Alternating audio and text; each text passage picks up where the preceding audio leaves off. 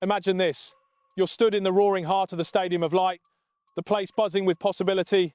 Sunderland chasing a sniff of Europe in our first Premier League season back. We've dragged ourselves to 18 points from 10 matches, unheard of for the Black Cats. And right at the centre of it all, Granit Xhaka, our Swiss conductor, the seasoned anchor we shelled out £17 million for, from Leverkusen to steady this young side under Régis Lebris. He's been exactly what was promised. Top-tier passing, cutting teams open, leadership holding our inexperienced lads together, even taking the armband when things get messy. Age, doesn't matter. Work rate, different level. He's the pulse of this glow-up that's got the world and even Alan Shearer scratching their heads in admiration. But then just as we're flying, Xhaka drops a bombshell that hits like a late, mistimed challenge.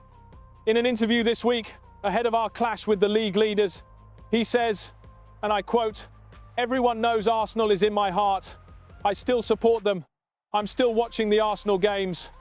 The football club deserves trophies. I hope they can do it this year. Let that land. We're scrapping for every point, daring to rattle the big six, and our talisman is out here pledging loyalty to rivals breathing down our necks." After that thunderous 2-2 at the Emirates before the break where we cracked their fortress and left them shaken, he's wishing them silverware while we're the ones causing the headaches. Look, I get it. 7 years at Arsenal shaped him from that infamous fallout with the fans to redemption under Arteta. He captained them, grafted for them. But here's where I draw the line. And I say this as someone who's lived every gutting Sunderland sunset. Loyalty to your past is fine. Undermining your present isn't. We didn't bring Xhaka here for nostalgia.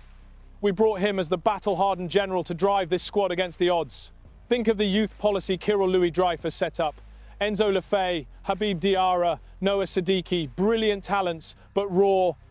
Xhaka was the remedy, the Premier League veteran meant to bring calm to the chaos. Yet these comments, they hit like a betrayal, especially with Arsenal lurking just a few points ahead and the rematch at the Emirates in February ready to blow.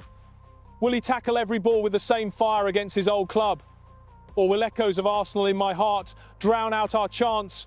And don't get me started on the timing halfway through a season that's already historic, with whispers about Enzo Baradel and Fermin Lopez floating around to fuel this dream. Lebris's project is a symphony, catching critics off guard around the world, but cracks like this? They test us. Xhaka, you're top class, mate, your performances prove it, but football demands full commitment. No half measures when the title's in view. We've forgiven worse for less. Now show this was a slip of the tongue, not a fracture. Here's where I stand, Black Cats. Xhaka's quality has dragged us this far, but true legends earn our scarves through actions, not split loyalties. If he turns that Arsenal fire into fuel for our charge, shutting out the noise with tackles, assists, and a proper push for trophies in red and white, he'll write his name into Wearside forever. Anything less. And we have to ask, is this the foundation we're building on, or a reminder that some bridges burn too brightly to cross again? So tell me, you lot in the stands and behind the screens, if Xhaka scores the winner against Arsenal in February, do we welcome him as one of our own, or does his heart stay forever in North London? Drop your verdict below, hit like if you're fuming, subscribe for the raw takes that keep it honest, and get involved. Together, we're not just surviving the Prem, we're taking it on. Away the lads, let's make history.